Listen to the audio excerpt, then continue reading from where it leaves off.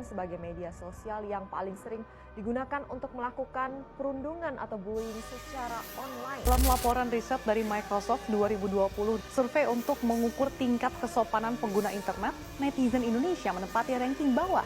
Dan bahkan netizen Indonesia dikatakan paling tidak sopan se-Asia Tenggara.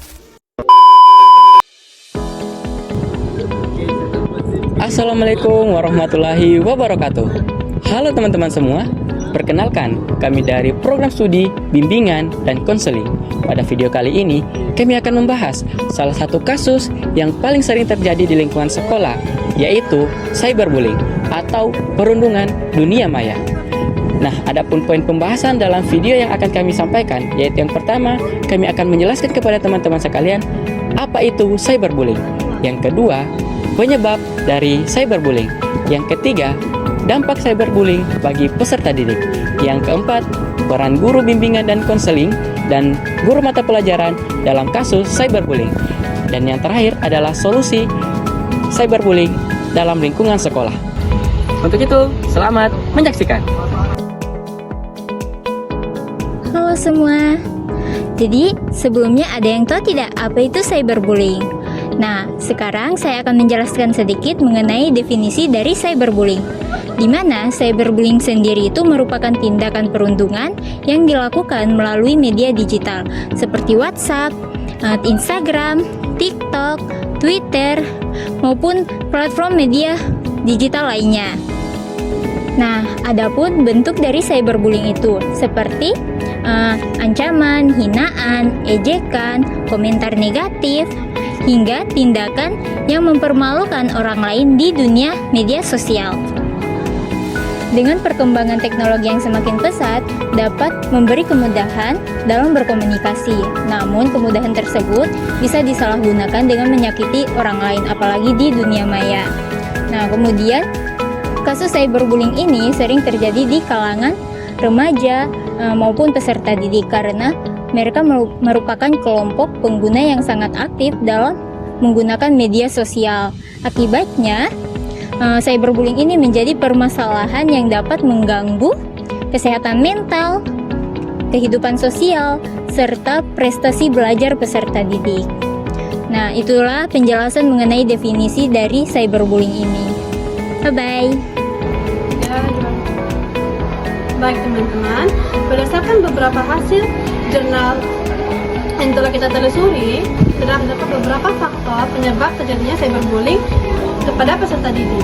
Faktor yang pertama adalah karena keinginan seorang pelaku untuk mempermalukan orang lain tanpa diketahui identitasnya. Sosial media memungkinkan seseorang untuk menggunakan akun anonim atau palsu agar seorang pelaku merasa aman saat melakukan cyberbullying. Faktor yang kedua adalah karena rasa iri terhadap teman yang memiliki suatu kelebihan tertentu, seperti prestasi akademik, popularitas, atau keadaan ekonomi yang jauh lebih baik. Faktor yang ketiga, karena tindakan iseng yang hanya dianggap sebagai candaan, namun candaan tersebut dapat menimbulkan dampak psikologis kepada korban. Selain itu, kurangnya kecerdasan emosional dan kemampuan empati menjadi salah satu penyebab terjadinya cyberbullying kepada peserta didik. Lalu, peserta didik yang kurang mengendalikan emosi cenderung lebih mudah untuk melakukan tindakan agresif kepada melalui sosial media. Lalu, ada faktor lainnya adalah karena pengaruh lingkungan pertemanan, terus ada kurangnya pengawasan sosial media dan keinginan untuk mendapatkan perhatian dari lingkungan sekitar. Baik, terima kasih. Baik teman-teman, jadi saat ini saya akan bahas tentang dampak cyberbullying. Cyberbullying ini berdampak serius kepada peserta didik, terutama bagi korban. Korban cyberbullying biasanya mengalami rasa penurunan rasa percaya diri, merasa malu, takut, cemas, dan tertekan. Dalam jangka panjang, hal ini dapat menyebabkan stres, gangguan emosional, bahkan paling parahnya lagi, gangguan kesehatan mental. Selain berdampak pada kondisi psikologis, cyberbullying juga memengaruhi kehidupan peserta didik. Korban cenderung menarik diri dari lingkungan pertemanan, sulit berinteraksi dengan orang lain, dan merasa tidak aman di lingkungan sekolah. Dampak lainnya adalah menurunnya motivasi belajar, berkurangnya konsentrasi dalam mengikuti mata pembelajaran, dan menurunnya prestasi akademik. Tidak hanya korban, pelaku cyberbullying juga dapat mengalami dampak negatif, seperti menurunnya rasa empati, terbentuknya perilaku agresif, dan sulit membangun hubungan sosial yang sehat. Baik, di sini saya akan menjelaskan peran guru bimbingan dan konseling. Guru bimbingan dan konseling memiliki peran yang sangat penting dalam menangani kasus cyberbullying. Peran yang pertama yaitu mengidentifikasi peserta didik yang menjadi korban maupun pelaku cyberbullying. Yang kedua, guru BK memberikan layanan informasi mengenai bahayanya cyberbullying dan penggunaan media sosial yang sehat serta bertanggung jawab. Dan yang ketiga, guru bimbingan dan konseling memberikan layanan konseling individu maupun kelompok kepada peserta didik yang mengalami masalah akibat cyberbullying. Nah, yang keempat yaitu guru bimbingan dan konseling bekerja sama dengan orang tua dan pihak sekolah untuk menangani dan mencegah kasus cyberbullying di sekolah. Sekian dari saya, terima kasih. Nah, selanjutnya ada peran guru mata pelajaran. Guru mata pelajaran berperan untuk menguasai perkembangan peserta didik selama proses pembelajaran, menanamkan nilai karakter seperti empati dan toleransi, memberikan pemahaman dalam berkomunikasi yang baik, serta melaporkan kepada guru BK apabila terjadi kasus cyberbullying di sekolah. Baik, berdasarkan hasil penelitian jurnal, terdapat beberapa solusi yang dapat digunakan untuk mencegah dan mengurangi dampak cyberbullying. Yang pertama, kita dapat mengedukasi tentang mengenai etika penggunaan media sosial dan dampak cyberbullying terhadap kesehatan mental.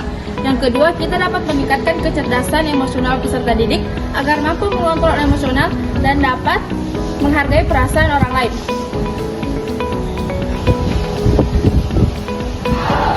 Ketiga, menumbuhkan sikap empati, toleransi, dan saling menghargai dalam kehidupan sehari-hari. Keempat, melaksanakan program bimbingan teman sebaya atau peer counseling di sekolah. Salah satu teknik yang dapat digunakan adalah teknik reframing, yaitu membantu peserta didik mengubah pola pikir negatif menjadi lebih positif, sehingga mampu menghadapi berbagai permasalahan dengan cara yang lebih sehat. Kelima, meningkatkan kerjasama antara sekolah, guru, orang tua, dan peserta didik untuk menciptakan lingkungan pembelajaran yang aman dan nyaman, seperti itu. Cyberbullying bukan hanya sekedar candaan di media sosial. Setiap komentar unggahan yang kita kirim akan memberikan dampak terhadap orang lain. Oleh karena itu, kita harus menggunakan media sosial secara bijak, bertanggung jawab, dan menghargai perasaan orang lain. Sebelum menulis dan membagikan sesuatu di internet, pikirkan terlebih dahulu apakah tindakan tersebut akan menyakiti orang lain atau tidak. Mari bersama-sama menciptakan lingkungan sekolah dan ruang digital yang aman, nyaman, serta bebas dari cyberbullying. Demikian video edukatif mengenai cyberbullying dalam perspektif bimbingan dan konseling. Semoga informasi yang kami sampaikan dapat menambah wawasan dan pengetahuan kita betapa pentingnya mencegah dan menangani cyberbullying di lingkungan sekolah. Terima kasih telah menonton video kami. Assalamualaikum warahmatullahi wabarakatuh.